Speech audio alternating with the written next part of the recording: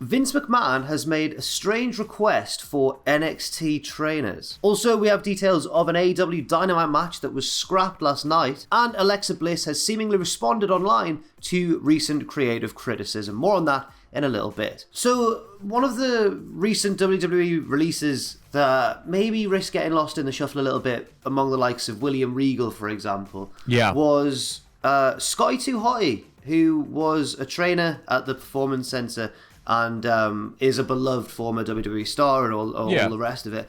But he's one of the positives, I suppose, has been seeing the outpouring of love that everyone has for Scotty 2 Hotty, or Scott Garland, I should say, to give him his real name. And Scott, Mr. 2 Hotty.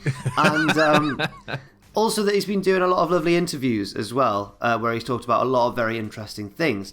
But he's shone quite an interesting light in a recent episode of Talk Is Jericho on the changes that have been made between NXT, the black and gold Triple H era, moving into the more Vince-centric NXT Neil 2.0. Buchanan's Art Attack, Yes. It does look, it is, yeah. So Sam, what has Scotty 2 Hotty said as what was Vince's weird request, basically? So apparently he wanted Vince as, head of the company, head of the PC, Vince is head of everything. Vince wanted everybody who works there to look younger. And that's a very vague thing. It's not really something you would ever expect to be asked of at work, but you need to look younger. So he said the coaches included, like everybody at the PC needs to look younger, but the coaches needed to start dyeing their beards and cutting their hair. He said he literally lost sleep over it. A couple went and did it right away. And for those who, sorry to jump in, but for those who don't watch NXT, the coach is on an on-screen role. Literally the backstage, the behind-the-scenes trainers and coaches. At the might see center. them every now and then. If somebody runs into the Performance Center and they have a bit of a brawl, some coaches will break up the fight. But you see them for like 5-10 seconds. So it doesn't really make any sense. But he went on to say, dude, I've had just like you, every kind of facial hair. Dyed, not dyed, the chin strap, the goatee, the beard. I've had everything. Spiked up hair, bald head. So it's not just about that. It was like, why are they making us jump through hoops like monkeys? Just to see if we'll do it? So, if you do that, what's next? And he's right in a way. Yeah. It doesn't make any sense. And the only thing that I've been able to get into my head about this, and I don't know why, is that they're concerned that they treat their coaches as assets, and they don't want a potential buyer to look at the assets and go, oh, they're old, we're going to have to replace them soon. I guess the equivalent of getting a fresh coat of paint on your car. That's the only thing that, it doesn't make any sense as to why the trainers need to look younger. The only other thing I can think of is that they're really interested recently in all this recruitment, recruiting high-level college football stars and they want everybody to start using words like yo and just being younger and hipper. But not just to attract the cool kids, but to seem like a slick high-tech operation. I Scotty, really don't know. You've had a good run. You've had a good run with the baggy jeans, my friend. It's been 22 years. It's time you got some slim, form-fitting pants, and that was it. That's where I can't work it out. No. Why is it important? Why is it important? Surely, the older a trainer looks, the more wisdom they appear to bestow. Yeah. You'd think that as well, but I don't know. We'll see how Matt Bloom does this. He comes out with just an expertly styled mustache with the twirl and everything. Heading over to AEW briefly. Because according to Dave Meltzer in the Wrestling Observer, or on Wrestling Observer Radio, I guess, last night there was a planned match between FTR and Brock Anderson and Lee Johnson, but the match was scrapped due to medical protocol. It wasn't mentioned whether it was members of the teams or one of their managers, Tully Blanchard or Arn Anderson, who failed the protocol and what the reason was. But the cancellation wasn't mentioned during the show, and apparently the hope is that it can be rescheduled soon. So Obviously, the right call was made, but we don't exactly know why. We don't know. No, and medical protocols is so, it's such a broad term that I think people may read a lot into it and be like, oh, is somebody injured? It could just be like a small, a nagging injury, like a sprain or something. It could be anything. It could be anything, like on a massive scale. So I think it's there's no point in speculating at this moment in time, but I'm sure that we'll find out what it is, down the road. They'll probably even mention it on commentary. This was supposed to happen a couple of weeks ago, but blah, like it'll be all right. Yeah, hopefully everybody involved's fine. But yeah, and if we don't, then I guess it was. If we never find out, I guess it was just a small thing. So fair enough. Back to WWE for a second, because Alexa Bliss, as many will have seen on the past couple of weeks of Raw, is back on TV. She's not back in the arena yet. She's kind of we're seeing her journey back to the ring, I suppose, which has come in the form of therapy. These therapy sessions have been like discouraging for a lot of people, because a lot of people wanted to see Bliss maybe ditch or tweak the gimmick. Instead, she seems to be sticking with it. So like you'll have the therapist say stuff like, let's play word association, and then every word he says, she's like Lily, the puppet's name. And then he goes imaginary, and she gets really angry, and at one point she trashed his office. And yeah, it's just, for those expecting a change in the character, it's kind of, these have been disappointing segments. How many Lily dolls do you think they've got left to sell? Yeah, maybe. It's something where it could just be a slow build. It could be, a slow return back to the Alexa of old, because we are going to end up back at the Alexa of old eventually someday, right? I guess. So it's been a long time now. It has been quite a long time, and it's just, fingers crossed. Fingers crossed this is all going somewhere, because as you said, she has responded to this sort of mire of feeling around her new segments. Yeah, she tweeted saying, sometimes you just need to be patient and see how things play out. Now, again, she hasn't, as we mentioned with Cassie Lee in the previous news video, she hasn't specified what this tweet is necessarily about, but one can infer, I suppose, that it's about the response to these... to these to vignettes Gunther, or these segments. that's right. No. Maybe it is.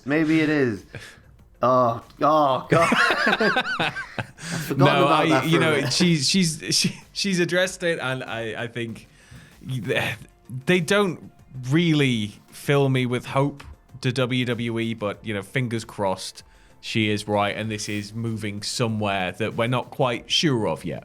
Yeah, and I'm annoyed now by this gimmick, not just because I'm sick of the spooky gimmick, and it was a weird sort of way of transferring the Fiend's gimmick onto her, and then he left. That's what I don't like about it.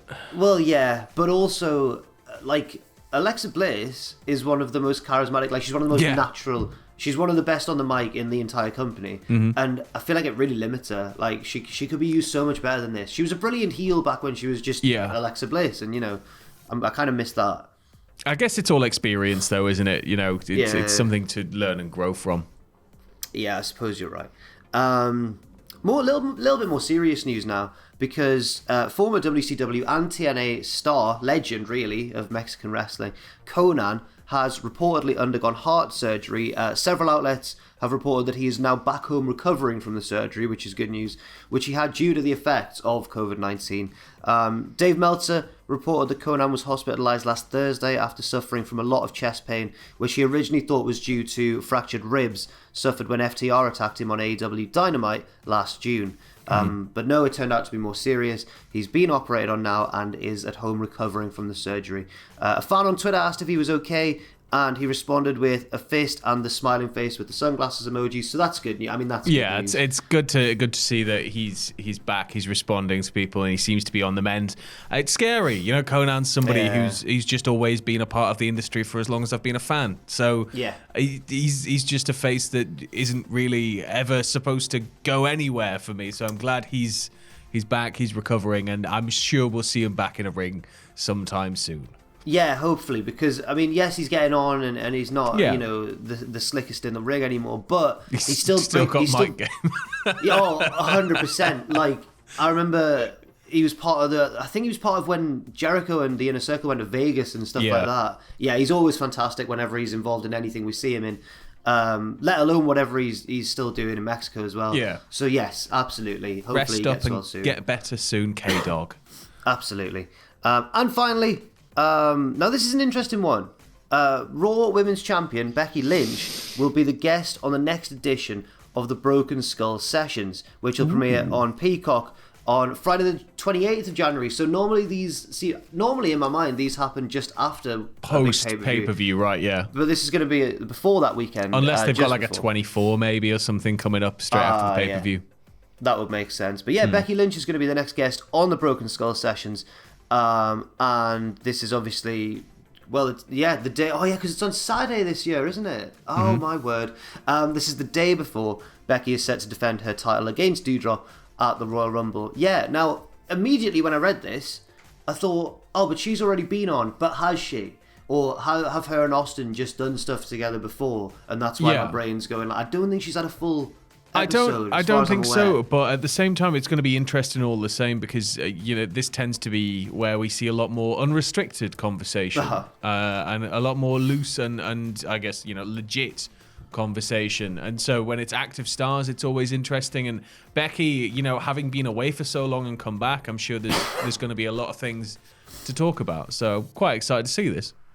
Yeah, me too, definitely. And I think that these episodes are always the best when... And you're right, for some reason, despite it being a self-contained thing on the WWE Network, they don't edit out stuff sometimes that you think, oh, maybe they should have edited that out. So you do get kind of a more of a shoot feel.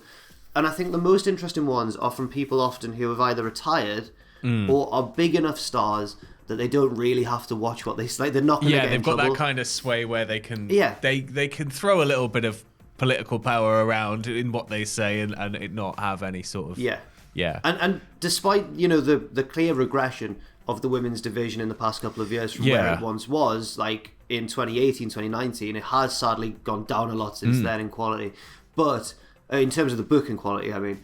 But Becky's still one of the biggest stars in the company. So you'd imagine that she'd be able to get away with saying whatever she wants within reason. I'm just excited to see it. But of course, Becky's going up against Doudrop defending her title at the Rumble itself the night after. So this will obviously be a pre-record, I imagine. But it's... Yeah, it means Rumble's shaping up to be a hell of a show. I'm excited. I'm always excited for the Rumble, though. Yeah. Rumble is the Rumble is the Rumble. Absolutely. And I hope you all are as well.